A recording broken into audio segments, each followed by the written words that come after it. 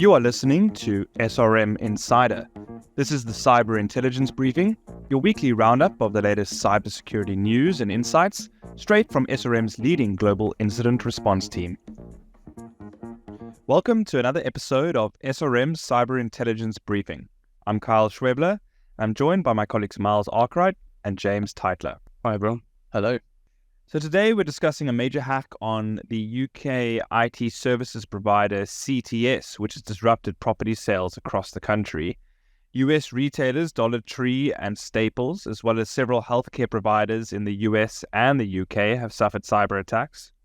International collaborations have led to significant actions against ransomware gangs and the seizure of a cryptocurrency mixer. Compromised hotel accounts have been used to target Booking.com customers. Iranian hackers are allegedly behind the compromise of US water facilities operating Israeli technology. Lastly, we'll be talking to Martijn Hoogesteger, SRM's head of cybersecurity in the Benelux region. Martijn will be talking about some of the biggest cyber challenges faced by respondents to SRM's annual Cyber Insights report. Well, our first story today involves a significant cyber attack on the IT support company CTS. CTS provides services to over 200 UK law firms, and the attack has left thousands of property purchases in jeopardy across the country. Yeah, so it is quite a serious situation. The hack has also caused operation disruption for law firms who have been unable to access case management systems and emails. Interestingly, the root cause of the incident was the exploitation of the high-risk Citrix Bleed software vulnerability. I think so. This incident is a timely reminder that law firms and other firms that they should carry out due diligence on their managed services providers, checking that they are conducting those regular security assessments and are also applying the latest fixes. Absolutely, I couldn't agree more. Organizations impacted by this CTS breach in particular should also ensure that they're receiving appropriate information regarding the incident from CTS, including, whether any of their data has been accessed or stolen. Moving on, just in the interest of time, the US office supply retailer Staples and the discount store Dollar Tree have both suffered cyber incidents. James, can you provide us with a bit more information? Yes, so the attack on Dollar Tree originated after their third-party HR service provider, Zeroed In Technologies, was hacked back in August. And the breach against this US retail discount store has impacted nearly 2 million of its former and current employees. And as you mentioned, Carl, Staples have also suffered a breach, but reported that due to proactive steps, they were able to mitigate the impact and protect customer data. Yeah, thanks, James. I also saw that. And I think the aftermath of a hack can be stressful and full of those unknowns. So having that post-incident communication plan for both internal and external stakeholders can really help manage public relations and minimize the potential reputational damage associated with the breach. Absolutely. And moving on to the healthcare space, we've seen that the American healthcare giants Henry Schein and Ardent Health, as well as the UK-based private hospital King Edward VII Hospital in London, have been targeted by separate ransomware attacks. So the attack on Ardent Health, which operates 30 hospitals across the US, caused major disruption over the Thanksgiving weekend, with accident and emergency departments forced to close. Many of those have now thankfully reopened, but it remains to see whether any sensitive data was impacted in the breach. Meanwhile, Black Cat have been very persistent in their attempts to force the US-based medical supplies distributor Henry Schein to engage with them. They've reportedly encrypted parts of the company's network 3 separate times since the 15th of October. And over here in the UK, there are concerns over what sensitive data the Risida ransomware group might have exfiltrated from King Edward VII's hospital, which we know counts members of the British royal family among its patients. Well, lots of major attacks there, James. I think that really highlights the need for enhanced cybersecurity in the healthcare sector due to the sensitive and valuable nature of medical data. Yeah, indeed, absolutely. In other news, the FBI and the Dutch Financial Intelligence and Investigation Service have seized the website of the cryptocurrency mixing service known as Sinbad. This was a key tool used by the North Korean hacking group Lazarus, amongst many other groups in the cybercriminal ecosystem, to launder their ill-gotten gains. Miles, there's also been some news on arrests of some ransomware operators across Europe. Is that right? Yeah, so a joint effort between international law enforcement from 7 countries and Europol has resulted in the arrest of 5 members from prominent ransomware groups based in Ukraine. News has also come out that Vladimir Dunayev, who is currently facing trial in the US, has pled guilty to developing and deploying the infamous TripBot malware. Overall, I think these are some significant law enforcement developments, which are evidence of the growing commitment to global cybersecurity. I also think that Sinbad takedown that Carl mentioned will likely cause some significant disruption to ransomware operations in the short term, which is, of course, great to see. Yeah, thanks, Miles. James, you're also talking about a phishing campaign earlier involving Booking.com. Yeah, that's right. So we've seen that cyber criminals are selling logon credentials for the Booking.com administration platform on the dark web for $2,000.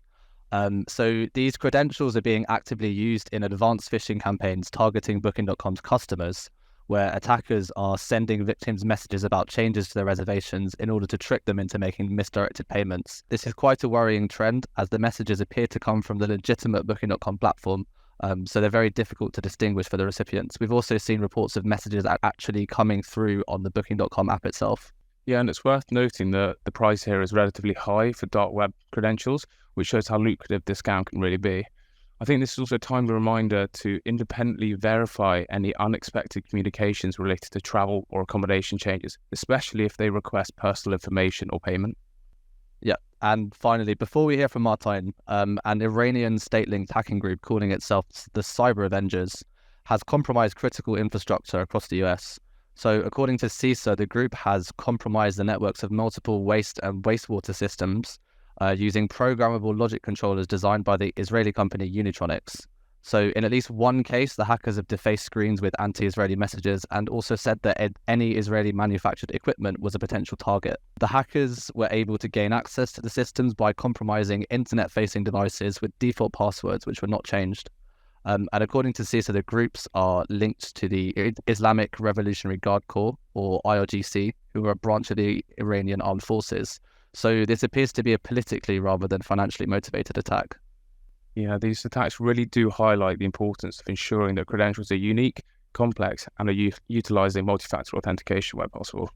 Absolutely. And, critical infrastructure can be an attractive target for cyber criminals who seek to use, operational disruption as a point of leverage. Before we go, I've invited Martijn, as I said, who heads up SRM's cybersecurity team in the Netherlands and covers the Benelux region, to join us and discuss some more findings from SRM's annual Insights report. Welcome, Martijn. Thanks, Kyle. Thanks for being on. Yeah, it's great to have you on the podcast finally. The first time we've had a celebrity on the SRM podcast. For the listeners who don't know, Martijn is the digital investigator on the show Hunted in the Netherlands. We also have a UK version of the show. He works there with a team of experts to track down contestants on the run. It's pretty impressive stuff. Yeah, pretty fun to do. It's not something you get to do normally, to chase people down. And we actually just finished airing the most recent season. Really? Fantastic. Any interesting stories from that? Well, it's a minor spoiler, of course, but right towards the end, there was a great moment where we used some spoofing and to send a text message to two of the contestants to send them to the wrong location. And so they were standing on a boat thinking they made it. And we were like, yep, you're arrested now. Oh, it's great to see that on TV. Yeah, great to sometimes use some of these hacker techniques yourself. Some of these hacker techniques that we see. Martijn, let's get back to business. Obviously, we're discussing the annual Cyber Insights report that SRM published recently. Tell me, you obviously contributed to this, and what did the respondents identify as some of their top cybersecurity challenges over the past year? Yeah, we definitely saw some good responses to this question, and hybrid working was at the top of the list. And it's been there for quite a few years. I think it's still top concern, but also a lack of understanding around cyber trends and threats. And if it's of course something we really try to ease a little bit with, especially these briefings. But you can see it's still up there. Yeah.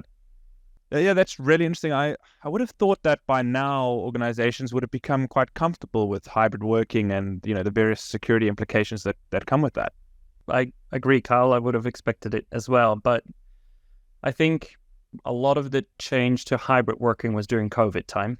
And maybe a lot of organizations saw it as something temporary.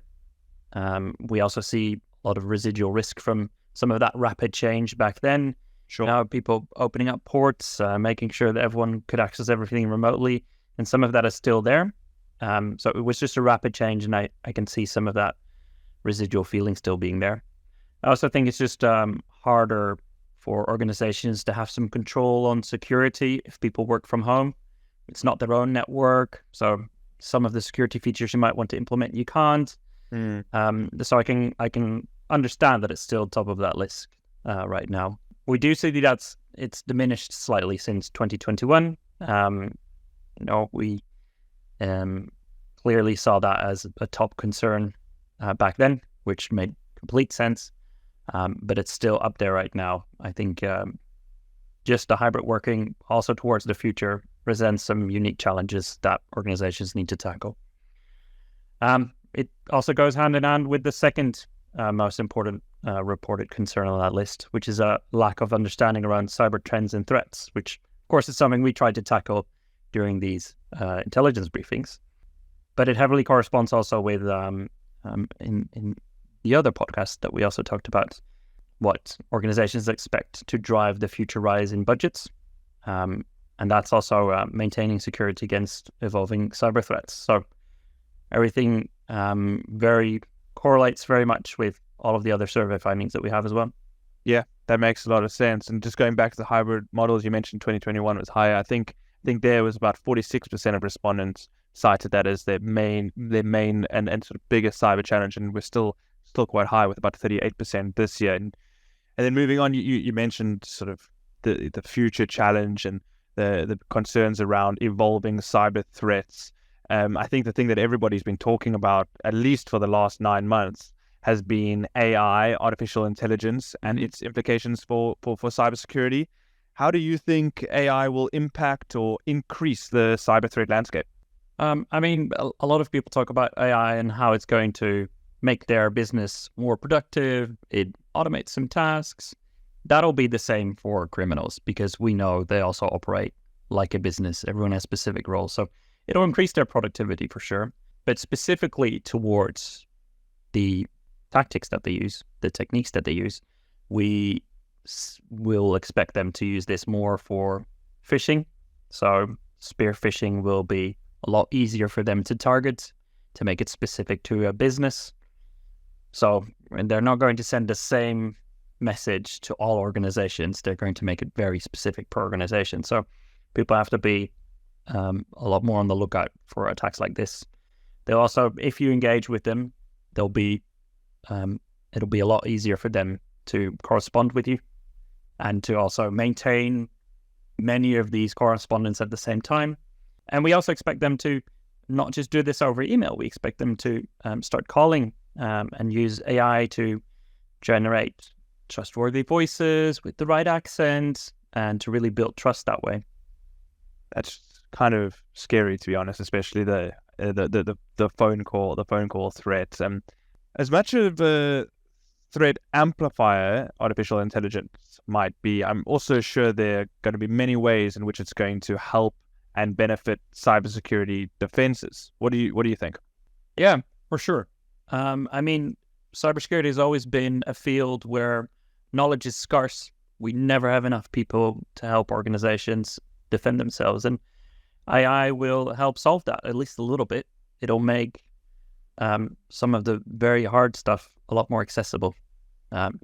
You can implement this in EDR solutions, so it'll be easier to triage, is this alert actually something? We see some of that already being implemented as well. And AI and machine learning isn't new to this area. They're just adding on top of this now, so it becomes even more accessible and even more people can use these tools, make the right assessments on what is an actual threat and what is not. It'll help advise how to respond to these threats. So really on the entire cybersecurity field, prevention, detection, response, I think it'll make it a lot easier for organizations to do this, require less people, but it'll also be hard. There's also going to be difficulty in implementing this. There's going to be concerns about privacy, about the reliability of some AI tools, because it is kind of a black box. You don't know exactly how an AI came to a specific conclusion. But yeah, it's going to drive us further and hopefully get a little bit further in the arms race. I think it'll also help us to not just help with the technical tools and the technical skills. I also think it'll help with just risk and compliancy as well. A lot of time goes into that now, and there's even more regulations coming. Well, especially for us in the EU, we see a lot of clients, worried about NIS2 and DORA, and I think AI and the understanding AI can give on a higher level can really help also for business owners to make the right decisions. Yeah, I think there's going to be a lot of fascinating developments over the next few years. I mean, do you think that in a few years' time, the entire cybersecurity model will change as a result of AI? Will we be out of jobs? Not the entire model, no, definitely not. I mean, criminals won't suddenly change what they're after. They know that they can earn money this way. They will keep doing that. It'll become easier for them, and with some of the techniques we just discussed, they might be a little bit more effective.